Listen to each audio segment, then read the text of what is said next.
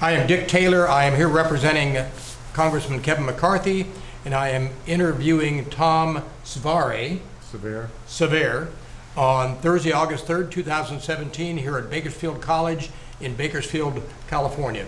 Also present with us is John Ferrand, who is operating the camera. This interview is being conducted for the Veterans History Project at the Library of Congress, and we'll get started. So, Tom, you and I have met each other before, and we're honored that you're here with us today. And so we're going to ask you some questions about your service so that people can later on can learn more about your service.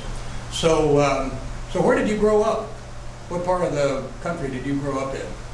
I was born and raised in Casper, Wyoming, up until I was 14 years old. Wow. Yeah. Kind of cold, 49, 50 below zero. Wow. And then I moved to California in 1959.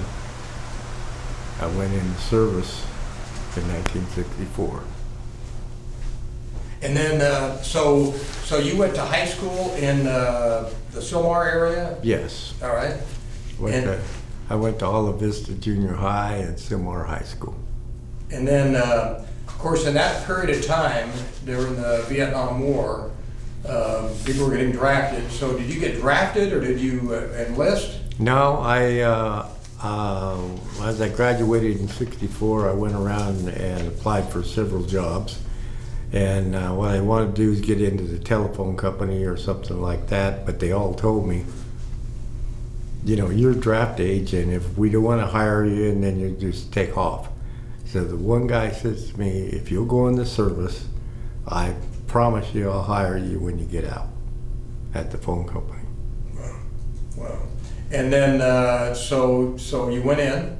So I volunteered. Volunteered for the Army.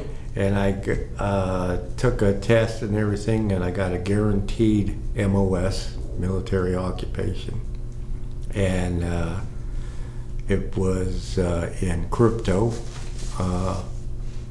And so expand on that, what crypto means, to people that don't know what that is. For deciphering coded messages, which is a top secret type of deal. Right. So I volunteered for in a quick summation, to go in the service in 1964. I went to crypto school in Fort Monmouth, New Jersey, for about a little over a year. And that was, but before that, Tom, so you went to basic school or a boot camp up in Fort Ord. Basic training in Fort Ord. Then you went back to crypto school in New Jersey? In New Jersey, Fort Monmouth. And while I was there, I volunteered for the firing squad. And it's not like we shot people. It was, we did 21 gun salutes at funerals and ceremonies and that type of thing. Then from there, I went to Germany in 1965. I was in Germany for about 3 months. I volunteered to go to Vietnam. And at this point, how old were you? About? 20. Okay. I started out, I started out at 19, but by the time I got to Vietnam, I was 21. Okay. So you went, you're back in New Jersey, and then between New Jersey and Vietnam, what transpired?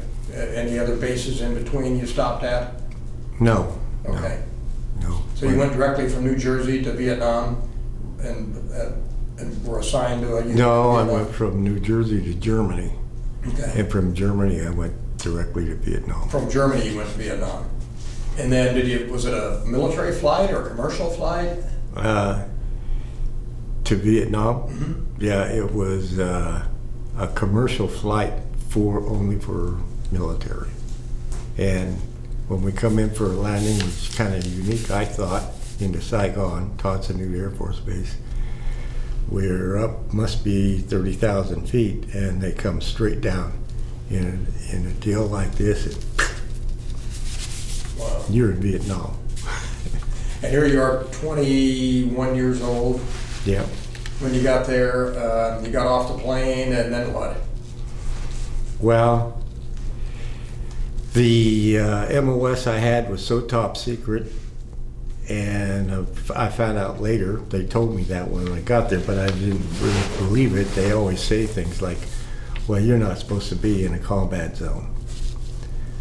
So it took me about 2 months to find a unit that I needed to go. I was in personnel for 2 months on Tonsanute Air Force Base. I finally told the commanding officer, I goes, I know where this stuff is. It's at General Westmoreland's office. Just let me go over there and talk to his assistant. I did, and I got in my unit, which totaled, after I got there, 5. So the 5 of us did all the communications for the whole country of Vietnam, South Vietnam. So, and this was radio and telephone and teletype, or? Telephone. Telephone, okay. And it was, they could do back then in 65, they were still doing, they were satellite, they could send satellite encrypted maps and voicemail to the Pentagon or in country. And that's what I did. I installed that equipment, repaired that equipment, and changed the codes twice a day. So the codes are something that when you are talking on the phone would make somebody that was an enemy or not a friend not be able to listen, just anybody just couldn't listen in on that telephone conversation. No. Yeah. If you had the equipment and the code, once it left you, no one else could get it except somebody on the other side that had the same exact equipment and same code. But the code got changed twice a day. And you were the guy that changed those codes. Yeah. And so you're 21 years old, and what was your rank then? When I got to Vietnam, I believe I was an E4. Okay. Corporal, Tech 4. Okay. Do you remember what time of year you arrived in country? No, because it rained all the time, and all year long. So. And then what do you remember about so here you are in Vietnam by Tonsanute or Saigon, and where was your base that you worked at? Was it there? I never had. Yeah, well, I started there. I went from. I volunteered to, and because of the situation and sensitivity of the MOS, they really didn't tell you where to go. You had to volunteer to go. So I volunteered to go anywhere and everywhere in the country. So I went from Saigon, Tonsanute to Da Nang, Nha Trang, Long Binh, Bien Hoa. I just about was in all of those cities. So, and considering that, were you in a building or were you in like a tent when you were doing your job? Well, most of the time in a tent.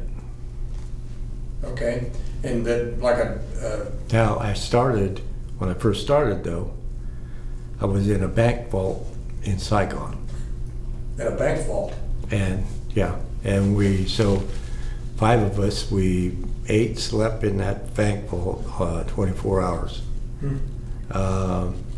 And one morning we changed those codes at 5 o'clock in the morning. We went out that bank door, it's about that thick, and that's when they were blowing up the hotels there. And they blew up the hotel next door just as we were opening that door. And thank God it slammed shut because of the explosion. That one of us didn't get caught in it. And the reason you were in the bank vault, or they had you located in a bank vault, was for protection and security? Mostly for the equipment. They actually had MPs assigned to kill us if we were compromised. Wow. So you did that, and then what did a typical day consist of? So you woke up, got dressed, went and changed some codes, then what did you do for breakfast or lunch? You just had to sit there and be available. Okay. Be available. I went to Long Binh with General Seaman by myself, and I was attached to General Seaman for 3 months. And I got up early in the morning, changed the code, went back to bed, got up, changed the code again, ate. Well, I ate 3 times a day, and it had to be available in case the equipment went down. When you mentioned you ate, do you remember anything about the food? No, I preferred the Vietnamese food though at the time. Yeah, even dog sandwiches. Okay, made from real dog. Yeah, And these were Vietnamese civilians that prepared that food? yeah. I'm Okay. surprised I'm sitting here. And so you got 3 meals a day, you mentioned, and what did you drink? I mean, what would you have to drink with your meals? Well, water. And then your sleeping accommodations were like a bunk bed kind of thing, or on the ground? The bunk bed with the tent with a liner in it, and the one I stayed in Long Beach was kind of unique because the rats would run up and down inside the liner between the liner and the tent. And the tent I was in had people that they didn't know what to do with. So there were 2 in there recovering from their wounds, airborne, and then there was a couple of helicopter pilots. And the guy behind me, for instance, he gets up at night and they're all carrying guns, and he's shooting the rats. Wow. Yeah. And then were you guys in your unit, then you guys were armed as well? Yes. What do you carry as a firearm? Constantly. But what kind of firearm did you carry? Well, I came there with an M14, but assigned an M14, but then I was assigned a 45 sidearm, and then I actually purchased my own 32 because the accuracy of the 45 wasn't that good. And a 32 was a pistol? Yes. Okay. And then, you mentioned these other fellows that were in there, so these were fellows that were wounded that were undergoing like some kind of medical rehabilitation. Recovering, yeah. Okay. And then they would shoot and rats. They needed it too. So, and then was there a certain time that you had to turn the lights off, or did you guys have any communication with the outside world, like well, news? Not with the group that I was in, because we were just different people and assigned to different jobs individually. And I was assigned to MAC-V, but I wasn't. So MAC-V, what is that? That's the headquarters, and then I think they changed that to Arvin. And then Arvin was Army Republic of Vietnam? Yeah, Okay. that was the headquarters division, though. Okay. And then did you get mail? And did you write mail? Yeah, I had to get my mail and my pay at a distribution center. Somewhere nearby, you had to go there and get that and got mail? Yeah. And then so how did you find out about news, or was there any news from the outside world? There was plenty of news on the radio. So you would pick up like news, like civilian broadcasts? And I never got into it, but some of the guys had small TVs, battery operated TVs, but the only station they could get was Batman. And then did you get, was there any such thing as leave or liberty or vacation or anything like that? Yeah, there was. I never took it. They offered me, but when I went to, when I was going to get out, they offered me 30 days leave, and let's see how many, no, it was 2 weeks, I think, every 2 months, if I'd stay in Vietnam for another year. And $10,000. $10,000 would be like $100,000 today. So that was like a bonus. Yeah. Right. And then you had some, because of your top secret clearance and your ability to to communicate and work on this equipment, you had some interaction with some kind of high-ranking people within the Army, like and even you mentioned General Westmoreland. And Henry Cabot Lodge, was he like the ambassador? Yes. Okay. I went in his house, and his whole house was guarded by the Marines, but like General Westmoreland, his house was I'd have to go in his bedroom, his bathroom, and that type of thing. But the big deal was, I was in his office, and his equipment was down, and I was repairing it. And it was the day that they did the interview. 60 Minutes did that interview in his office, and I'm working on the equipment, and stars all fall down in front of me, and he goes, "Son, are you going to be in here long?" And I go, "No, sir." So this is about 1965, 66? Yeah, 65. Okay. And you mentioned that you went into inside his quarters, and you were up there working on the equipment? Well, I was in his office. Right. Yeah, when Right. they were in the middle of recording that interview, famous one he had at 60 Minutes. Sure. And then, so did you write letters or get letters from, did you still have family in Wyoming, or were they all in kind of the Southern California area by that time? No, I got married between leaving Germany and going to Vietnam. So you got married then? My wife was in New Jersey, yeah. Okay. So she was in New Jersey? Pardon? And where was your wife located? In New Jersey. Okay, and you got letters from her? Yeah. And did you ever write her back? And I got, yeah. And I got a lot of letters from family in California, too. And then you had to go down to this other location, this distribution center, to get your mail? And money. And they get paid? Yeah. Okay. And then what kind of stuff was there to spend money on? You could actually go to the PX. In fact, there was too much to spend money on. And what are you going to do with it after you buy it? Right. And a lot of it you can't take home, but they did have a very adequate PX, and most of the stuff like tape recorders and things were reel to reel at that time.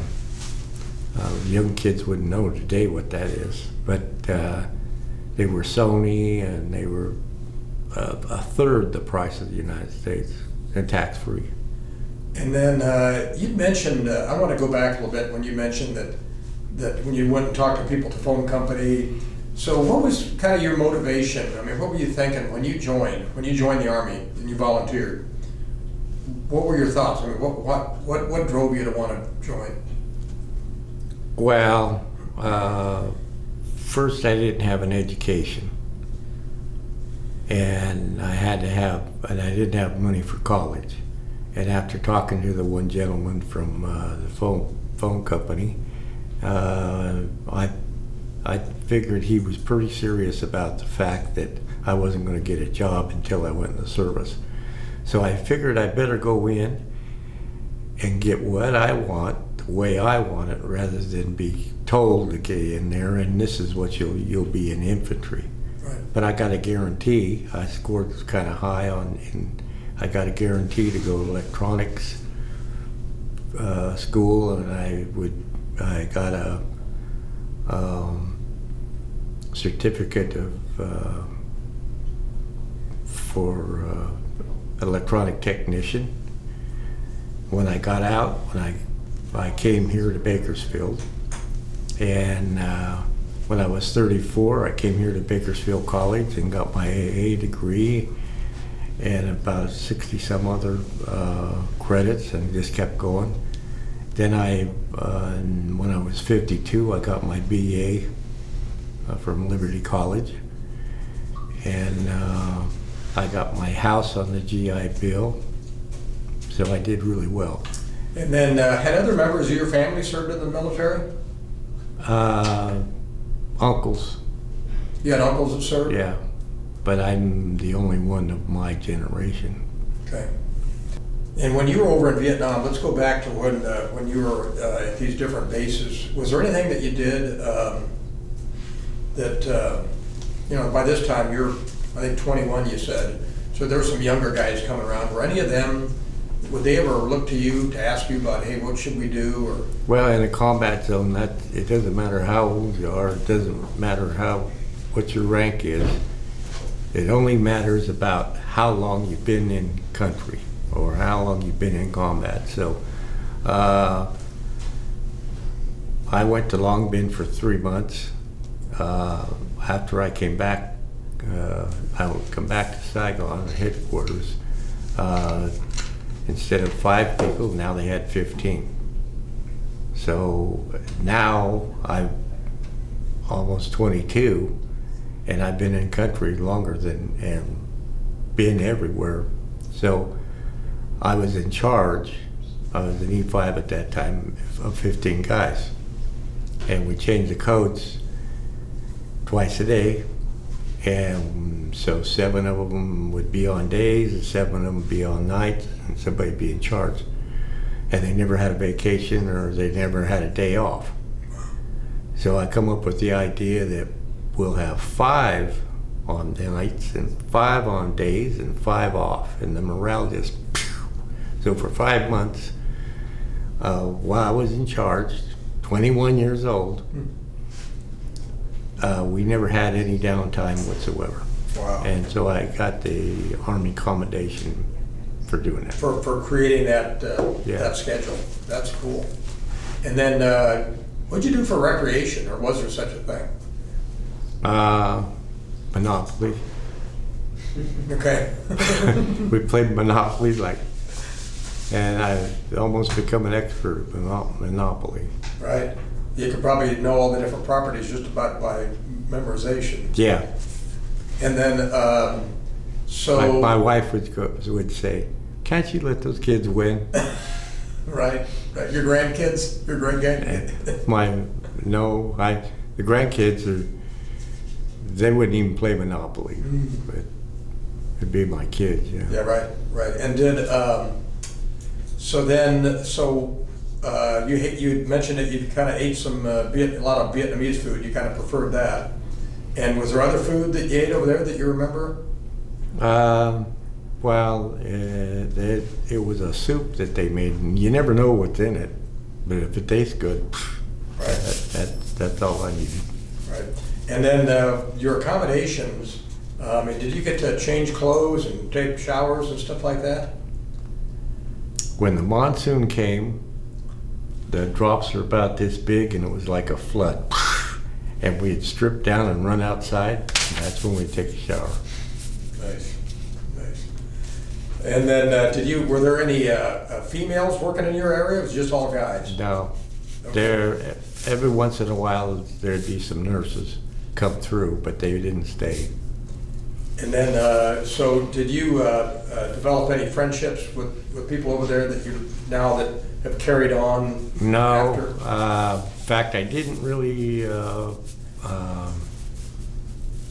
It's kind of a arm's length friendship, Yeah. because you never know who's going to go or whatever. The way that it worked is like Saigon. People would think, well, that's kind of safe, but it wasn't, to the fact that there wasn't a line where this is the front and the back.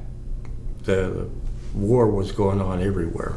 If you were driving down the street in Saigon, they'd throw a hand grenade either in the back of your truck or underneath your truck, so it was just as dangerous in Saigon as anywhere else. Sure. And did you ever see anybody that, so in Saigon, obviously there's a lot of South Vietnamese civilians, maybe some people that were North Vietnamese that were infiltrators. Did you ever see anybody that ended up getting engaged in a firefight, or anybody get wounded, or that you saw them getting medevac or anything like that? Not in Saigon, but in Dion, which I volunteered to go to. That's where General Seaman was, and it was a little camp that, and I was supposed to take that equipment up and get it all ready to be transported to Long Beach. And so when I got there, it wasn't like the second night we got attacked. And however, the first night, we're playing cards in the tent, and the 105 Howisters are going over that tent about like this, and I'm a little nervous, and the guys go, if you hear them, you're okay. It's when you don't hear them.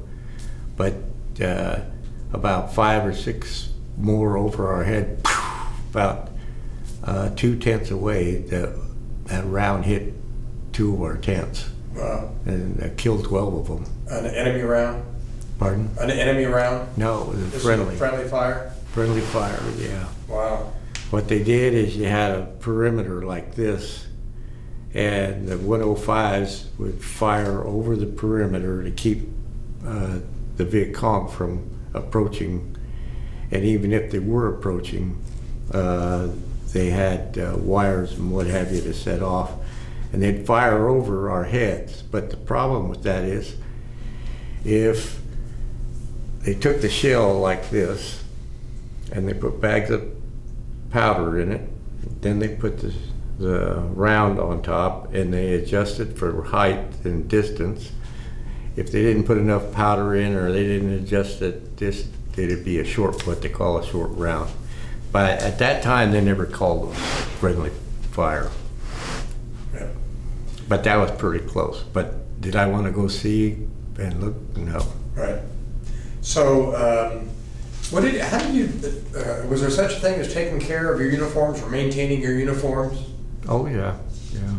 As far as my part, I can't show up like a bum at unshaven or whatever at German at a general's office. Right. And so then, did you do your own laundry, or was there somebody there that you put your No, laundry I in? Or? paid the Vietnamese to do it. Okay. So there was somebody there that you trusted to take your laundry and bring it back washed, or did they press it, or was it just washed, or? Well, sometimes it would come back darker, like your shirt's white. Right. It'd come back gray. Nice. And then, okay, so now you've been there. So how long did you end up serving total over there? Well, finish off with Dion. The next night, they used to send us movies with 35 millimeter projectors and reels, and but because it's raining all the time, we sit down with our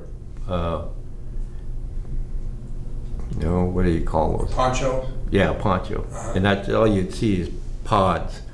And they'd put a board, a piece of plywood up, and they'd run a movie. First run movie though, straight from Hollywood. They flew it in on that.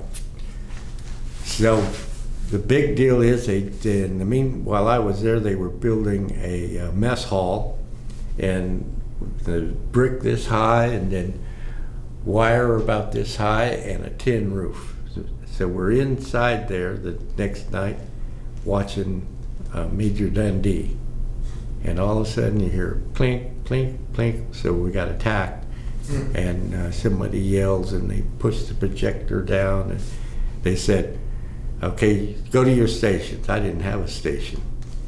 Good thing, because why go outside? There's that a brick wall. So I crawled on my belly out of that deal, and for every 4 rounds you could see a tracer. And when I stuck my head out of there, the tracers were solid. If you stood up, you get hit with like, it's amazing. No one got hit that whole night. And that went on all night long until in the morning. That plink, plink sound was the bullets hitting the roof? Mm-hmm. Wow. So then morning came. So then morning rolled around. The morning came, and then we killed 3 of them and none of us. So and then, so did you ever, so were these guys, so that was up, and what was the name of that area, Long Bend? No, Dion. Dion. Yep. Yeah. So then and again, you're one of the most senior guys there. Well, I'm the only guy. Okay. You You're might- the only one that does that's doing that particular Yeah, I'm job. in charge of me. That's Got it. either that or General Seaman. That was it. Wow. So you finished up there, and then where'd you go? I went to Long Bend Okay, with General Seaman. Yeah. got it. And then how about Long Bend? How about after that? Then Long Bend, I come back to Saigon, and that's when I reorganized the unit and everything. And you got an award for your Yeah. exemplary work there, and morale went through the roof, and everybody was happy. Yeah. And so what did they call you? They call you by, I mean, what did your fellow soldiers call you? Savare. Just called Savare? Yeah, everybody called by your last name. There's some people I never knew what their first name was. Right, right. And so, so you did that, you came back, got that, and then at some point in time, it was finished being your time in country, and it was gonna be your time to come home. Well, what happened is that after 12 months, that's the end of a tour. But at the end of 12 months, I only had 4 months to go. So if I stayed in Vietnam 2 more months, then I'd get out automatically. So that's why I spent 14 months. So that's why you decided voluntarily to volunteer for a couple more months there For in 2 more country. months, yeah. So when you got back home, you could get out right Yeah. away. And then, okay, so now now after 14 months, you're getting ready to come home and tell everybody bye, and then you get on the plane and come home. Yep. And then where'd you fly to? I had a khaki uniform on, summer uniform, short sleeves, and we landed in Alaska. You landed in Alaska, and then what? And then San Francisco. Landed in San Francisco, and then how were you received? I mean, whether it be by the public or your family when you got back? Well, the public, forget that part. But my family was glad to see me, of course. Yeah, yeah. So when going back to the part about the public, I mean, did people say things to you? Or they just ignored you or didn't want to I acknowledge? just ignored them. Okay. And they kind of didn't acknowledge your service or anything like that? And you were in uniform, you were in khakis at that time? Yeah. Okay. So then you came back to San Francisco, and then you pretty much got in a car and came back to... New Jersey. Okay. Because that's where your wife was? Yeah. And then I come back to California. Okay. But I went to the telephone company and I got that job. The one that the guy told you that if you go in the service... Yeah. you could- No, well, actually I got one in New Jersey, but I went in and took the test and everything. They hired me and they sent me out to a frame. But the guy, when he found out I was from Vietnam, he was, you smart-ass young kids all think, I'm going to give you this test. And okay. He goes, all right, be here tomorrow at 7 o'clock. So I thought, boy, this isn't going to be good. And not only that, I went straight to the frame. What is that? What is the frame? The frame is where everything goes into one junction, actually. Where all the equipment is? And, Yeah. Okay. So I bypassed installer, lineman, all that, and went to the frame, and he didn't like that. So I just didn't get up and go to work that next day. But good thing, because I wound up going to work for General Electric X-ray for $1 an hour more. And that was back also in New Jersey? Yes. Okay. And so of course you had just got married between Germany and Vietnam, and so now you guys have been married for less than 2 years, so your wife was happy to see you and you were happy to see your wife. Yeah. And you guys were young. Yeah. And then... And I was still alive. Yeah. And then where did you guys move to? She didn't want to come to California, so we got divorced, and I found a woman that would go to California. So we've been here 43 years. Okay. And then where in California did you move to? Bakersfield. And did you still work in some kind of General Electric capacity? No. When I was installing the X-ray equipment, I sold more X-ray equipment to the doctors than the salesman. So General Electric put me in sales. And I tried to get other jobs, but once they tagged me as sales, I couldn't get out. Every job they gave me was for sales. So Yeah. I've been in sales almost 50 years. Wow. And how do you think your readjustment to civilian life, going from being a soldier to civilian, how did that go?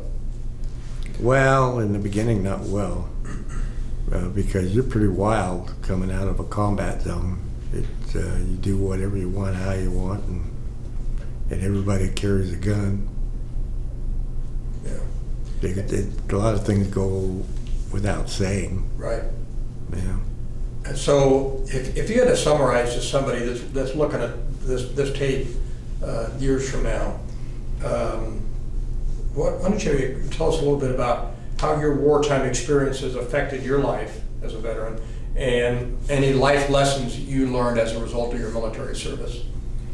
Well, I had a really bad, hard childhood. Sometimes problems are opportunities in disguise. I was in the orphanage twice. I was in 2 foster homes, and I finally went to live with my aunt here in California in Sylmar. So I was really toughened up already. There were guys that were crying in basic training. I was already toughened up to that.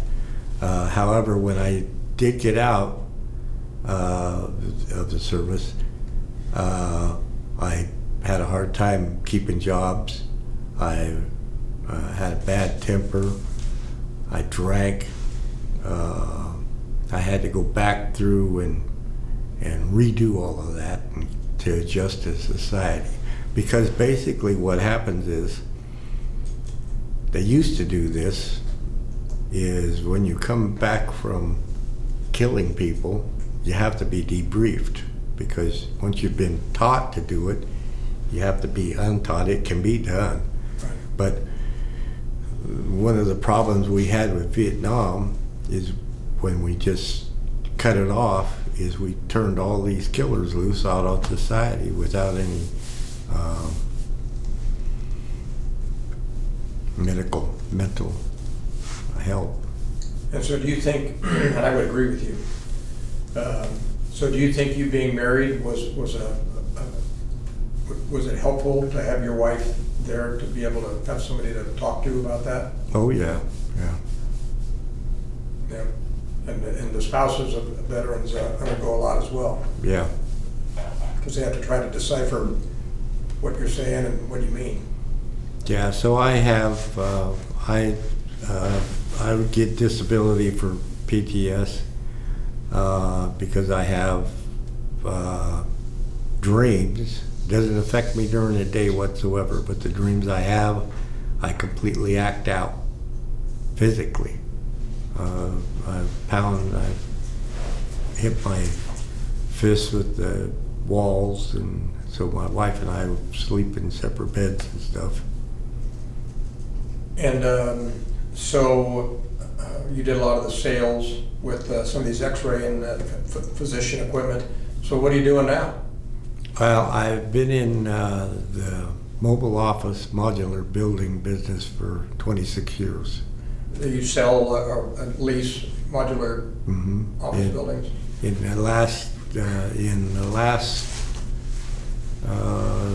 my sales career, I've sold approximately over $90 million worth of products. And are you involved in other things in the community? Yes. Like what? Well, I'm past Exalt, the ruler of the Elks. I'm a past captain of the Sheriff's Mounted Posse. Several other deals like that. So you give something back to the community that you take. Yeah. So Tom, in wrapping up, is there anything else that we haven't covered that you'd like to say? No, I think that's pretty good. Well, I want you to know that I speak for all of us here, that we're very grateful for your military service. And it's guys like you that, I mean, you're what's right with America. And you're an inspiration to us. I mean, you went in at a young age and took it out. I mean, you didn't have the greatest experiences in childhood, but look at you here today. You've been a very successful businessman and a gem in our community, and we're very grateful for that. And as a fellow veteran, I'm grateful for the inspiration you provide guys like me too. And those that are going in now, they look to you as a leader. Well, thank you. And I wanted to thank you very much too. Mm-hmm. Yeah. Okay. I think that's